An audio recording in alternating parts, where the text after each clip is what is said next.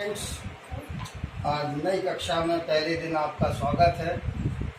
जैसा आपको पता है, गणित का पीरियड है। सबसे पहली यूनिट है आपकी संख्या पद्धति। तो संख्या पद्धति को समझ लेते हैं क्या होता है। सबसे पहले प्राकृतिक संख्याएं। प्राकृतिक संख्याएं किसे कहते हैं? प्राकृतिक संख्या बताए कोई? वे संख्याएं जो गिनने के काम आती हैं, गिनने में प्रयुक्त होती हैं, जैसे 1, 2, 3, 4 प्राकृतिक संख्याएं कहलाती हैं। सबसे छोटी प्राकृतिक संख्या 1 होती है। सबसे छोटी प्राकृतिक संख्या कौन सी है? 1। और सबसे बड़ी ज्ञात नहीं। प्राकृतिक संख्याएं वे होती हैं जो गिनने में काम आती हैं। सबसे छोटी प्राकृतिक संख्या 1 होती है और सबसे बड़ी प्राकृतिक संख्या ज्ञात नहीं है। प्राकृतिक संख्याओं को समुच्चय n के द्वारा लिखा जाता है।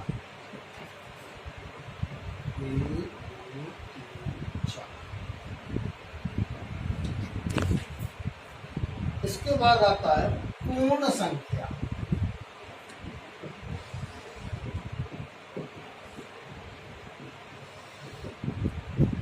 पूर्ण संख्या किसे कहते हैं? प्राकृतिक संख्याएं तो आपने जान लिया, 1 से शुरू होती हैं और सबसे बड़ी प्राकृतिक संख्या ज्ञात नहीं। पूर्ण संख्या, प्राकृतिक संख्याओं में हम 0 को और शामिल कर लें, 0 को भी, तो वह पूर्ण संख्याएं कहलाती हैं। क्या? प्राकृतिक संख्याओं में 0 को भी शामिल कर लेने से पूर्ण संख्या बन जाती है। इसे हम W से प्रदर्शित करते हैं।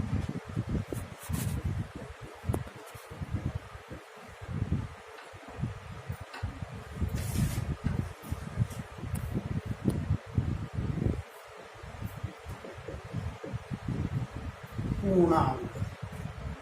पूर्णांक क्या है? सभी पूर्ण संख्याएं, प्राकृतिक भी और शून्य भी, माने प्राकृतिक संख्या और पूर्ण संख्या, इन सभी को मिलाकर हम पूर्णांक कहते हैं। प्राकृतिक संख्या और पूर्ण संख्याओं के संग्रह को पूर्णांक कहते हैं। इसे हम Z से प्रदर्शित करते हैं।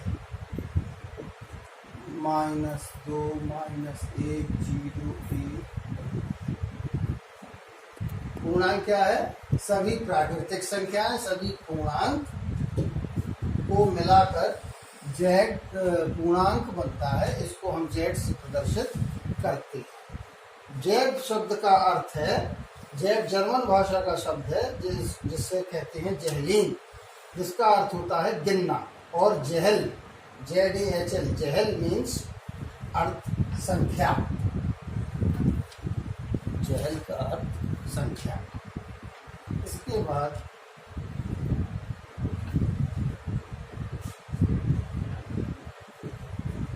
परिमेय संख्या।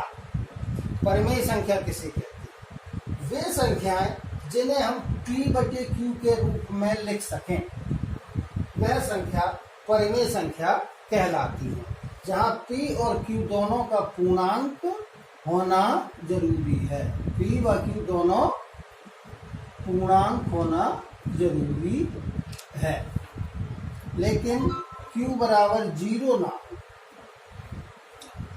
P और Q दोनों का पूर्णांक होना जरूरी है और Q बराबर 0 का ना होना भी अनिवार्य है। ये संख्याएं परिमेय संख्याएं कहलाती हैं। इसे हम W से प्रदर्शित करते हैं, जैसे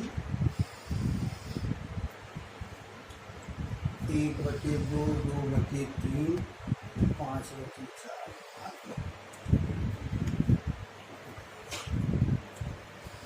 परिमेय संख्या क्या हो गई?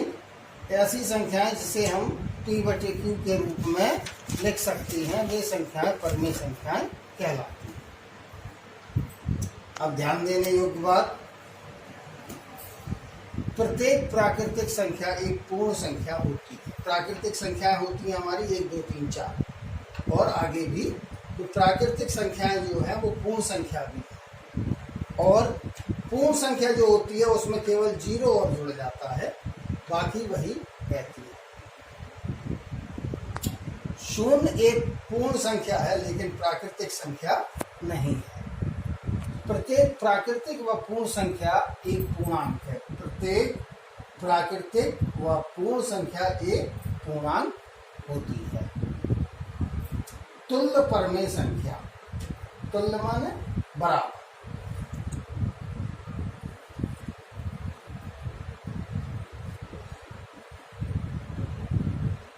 तुल्य परमेय संख्या, जैसे कोई संख्या है 1/2, तो इसका तुल्य 2/4, 5/10, 10/20। ये सारी संख्याएं कैसी हैं? तुल्य है, बराबर है। 1/2, 2 × 2, 2 × 4, 5 × 5, 5 × 10। सबका आंसर कितना होगा? 1/2। ये कहलाती है तुल्य परमेय संख्याएं। वे संख्याएं जिनका अंश व हर दोनों ही बराबर हो या बराबर करने के लिए वियोजन किया जा सके, वे तुल्य परमेय संख्याएं कहलाती हैं। दो संख्याओं के मध्य परमेय संख्या ज्ञात करना, अभी सिखा। तो अभी हमने तुल्य परमेय संख्या पढ़ी। अब इसके बाद अपरिमेय संख्या। अपरिमेय संख्या क्या होती है? अपरिमेय संख्या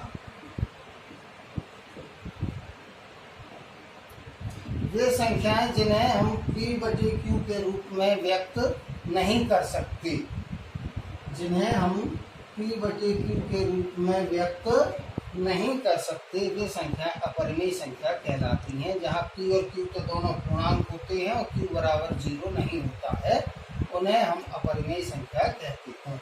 जैसे √2, √3, पाई, 0.1, 0, 1, 0, 1, 0, ये आते हैं 1, 1, इस तरह से आता रहता है। तो ये सारी संख्याएं कैसी हैं?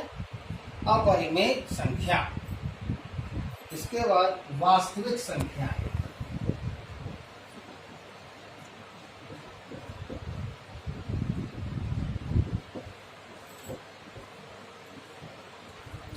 वे संख्याएं जिनका पूर्ण वर्ग धनात्मक हो, वास्तविक संख्याएं कहलाती हैं। वास्तविक संख्या क्या है? वे संख्याएं जिनका पूर्ण वर्ग धनात्मक हो, वास्तविक संख्याएं कहलाती हैं। या दूसरे शब्दों में, सभी परमेय संख्या तथा अपरमेय संख्याओं को एक साथ लेकर बनने वाले संग्रह को हम वास्तविक संख्याओं का संग्रह कहते हैं।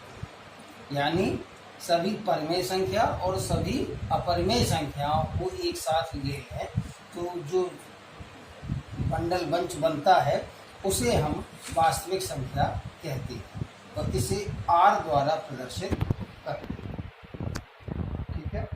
अब हम आपको बताएंगे दो संख्याओं के मध्य की संख्या ज्ञात करना। अभी आप पिछली कक्षाओं में पढ़ के आए कि ठीक बीच की संख्या ज्ञात करना। ठीक, जैसे मान लीजिए 2 व 6 के ठीक बीच की संख्या ज्ञात करो। कैसे करते हैं? 2 धन 6/2, 8/2 बराबर 4। ठीक बीच की संख्या ज्ञात करने के लिए दोनों को जोड़ दिया, 2 का भाग दे दिया, ठीक बीच की संख्या आ गई। अब अगर हमें अभी तो हमें ठीक बीच की एक ही संख्या ज्ञात करनी थी, अगर हमें इनके बीच की 5-6 संख्याएं ज्ञात करनी हो या 10 संख्याएं ज्ञात करनी हो तो जैसे इसी में देख लें 2 व 6 के बीच की, तो 2 छोटी है और 6 बड़ी। कितनी संख्या करनी? 5 या 3, 5 नहीं 3 इनके बीच की ज्ञात करनी है। 3 में 1 जोड़ लीजिए इनके बीच की तीन संख्या। तो तीन संख्या ज्ञात करने के लिए 3 × 1 बराबर 4, 4 से मल्टीप्लाई करना 24। हर